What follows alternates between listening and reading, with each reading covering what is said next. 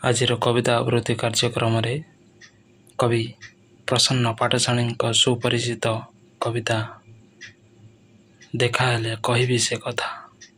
କବିତା ସଂକଳନର ଶୀର୍ଷକ କବିତା ଦେଖାହେଲେ କହିବି ସେ କଥା। ରକ୍ତ ମୋର ତମଥାରେ ସିନ୍ଦୁର ହୋଇ ନ ପାରେ, ତୋପାଦେ କରିଦେ ତାକୁ ଅଳତାର ଗାର। ରକ୍ତ ମୋର ତମଥାରେ ସିନ୍ଦୁର ହୋଇ ନ ପାରେ, ତୋପାଦେ କରିଦେ ତାକୁ ଅଳତାର ଗାର। କଣ୍ଟା ହୋଇ ମୋ ପାଦରେ ଫୁଟିଯାଉ ତୋ ବେଦନା, ନିଃଶ୍ୱାସ ତ ହୋଇଯାଉ ବଂଶୀର ସ୍ୱର। କେବେ ଆସିଲେ କହିବି ସେ କଥା, କେବେ ଆସିଲେ କହିବି ସେ କଥା। ପାଗଳ ପ୍ରଜାପତିଟିଏ କିପରି ଖୋଜେ ନଈ ପଠା। ଲୁହ ବି ସମୁଦ୍ର ହୁଏ, ସ୍ମୃତି ହୁଏ ଅସଂଖ୍ୟ ଲହଡ଼ି। ପାଖୁଡ଼ା ଫିଟେ କିପରି ଫୁଲମାନଙ୍କର। ଦେଖାହେଲେ କହିବି ସେ କଥା, ଦେଖାହେଲେ କହିବି ସେ କଥା। ବ୍ୟଥାର ରାଗିଣୀ ତୋଳି ଅନ୍ଧଟିଏ କେଉଁପରି ଗାଉଛି ତା ପ୍ରିୟା ଲାଗି ଗାଥା। ଦେଖାହେଲେ କହିବି ସେ କଥା। ଅନ୍ଧାର, ଅନ୍ଧାର କ'ଣ? ଗୀତ ସରିଗଲେ ଅନ୍ଧାର ମାଡ଼ିଯାଏ। ଯେମିତି ତୁ ଆସିବୁ ବୋଲି ଶିଶିର ବିନ୍ଦୁରେ ସକାଳ ତୋ କଥା ଲେଖିଯାଏ। ପବନଠାରୁ ପତଳା ତୋ ସ୍ପର୍ଶ, ପବନଠାରୁ ପତଳା ତୋର ସ୍ପର୍ଶ। ଜଳଠାରୁ ତରଳ ତୋର ଅଭିମାନ। ତୁ ଏକ ଲୋହିତ ସଞ୍ଜ ଓ ସୂର୍ଯ୍ୟଠାରୁ ଚକ୍ ଚକ୍, ଜହ୍ନଠାରୁ ଆହୁରି ମସୃଣ ତୁ। ନଇଁ ଆସେ ତୋ କପାଳକୁ ମେଘ, ନଇଁ ଆସେ ତୋ କପାଳକୁ ମେଘ। କୁଙ୍କୁମ ଟିପାଟେ ହୋଇ ମେଘ ମୁଁ ନହେଲି ନାହିଁ। ମୋର ଖାଲି ଇଚ୍ଛା ଟିକେ ତୋ ପାଦରେ ବାଜୁଥାନ୍ତି ନୂପୁର ମୁଁ ହୋଇ।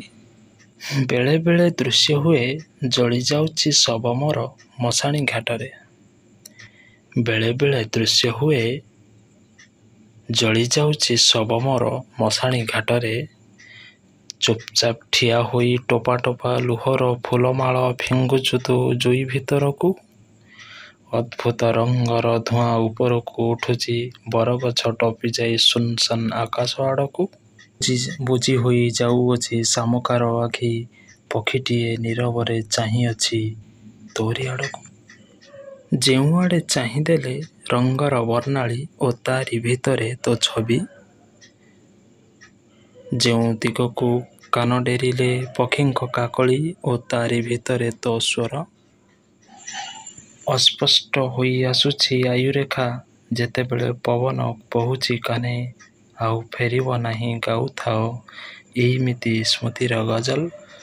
ପ୍ରଜାପତିର ନରମ ଡେଣା ପରି ତୋର ଦେହ, ପ୍ରଜାପତିର ନରମ ଡେଣା ପରି ତୋର ଦେହ।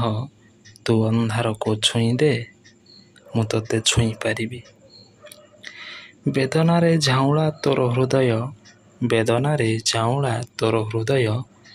ତୁ ଦହନର ରାତିଟିଏ ହୋଇଯା, ମୁଁ ସପନ ହୋଇଯିବି। କିଏ କହେ ମୃଦୁ ଏକ ଚିର ଅନ୍ଧକାର, କିଏ କହେ ମୃଦୁ ଏକ ଚିର ଅନ୍ଧକାର। ମୋ ପାଇଁ ମୃତ୍ୟୁ ଅଟେ ଚିର ସହଚର। ଦୂରତା ହିଁ ବଢ଼ିଚାଲେ, ଦୃଢ଼ ହୁଏ ବନ୍ଧନର ଡୋର। ଚିବୁକ ତୋର ଲାଲ ମାଛିଟିଏ, ଚିବୁକ ତୋର ଲାଲ ମାଛିଟିଏ। ସତେଅବା ମୋ ଓଠର ବଂଶୀ କଣ୍ଟାରେ ଝୁଲୁଛି। ମାନ କି ନ ମାନନ୍ତୁ, ମାନ କି ନ ମାନନ୍ତୁ, ଅନ୍ଧ ଗଜପତି ହୋଇ ବିରହ ସିଂହାସନରେ ମୁଁ ଏଠି ବସିଛି। ମାନ କି ନ ମାନନ୍ତୁ। କେବେ ଆସିଲେ କହିବି ସେ କଥା, କେବେ ଆସିଲେ କହିବି ସେ କଥା। କେମିତି ଏଠାରୁ ଦିଶେ ଦୂରର ଜଙ୍ଗଲ ଓ ଗୋଧୂଳିର ରାସ୍ତା। ଦେଖାହେଲେ କହିବି ସେ କଥା, ଦେଖାହେଲେ କହିବି ସେ କଥା। ଶବ୍ଦ କୋଳେ କେଉଁପରି ପାହାଡ଼ୀ ଝରଣା ଓ ଫୁଙ୍କି ଦେଲେ ଲିଭେ ନାହିଁ ବିରହ ସଳିତା। ଦେଖାହେଲେ କହିବି ସେ କଥା, ଦେଖାହେଲେ କହିବି ସେ କଥା। କବିତାଟିର ଆବୃତ୍ତି ଯଦି ଆପଣମାନଙ୍କୁ ଭଲ ଲାଗିଥାଏ ତେବେ ଲାଇକ୍, ସେୟାର, କମେଣ୍ଟ କରିବାକୁ ଭୁଲିବେନି। ନମସ୍କାର, ଜୟ ଜଗନ୍ନାଥ।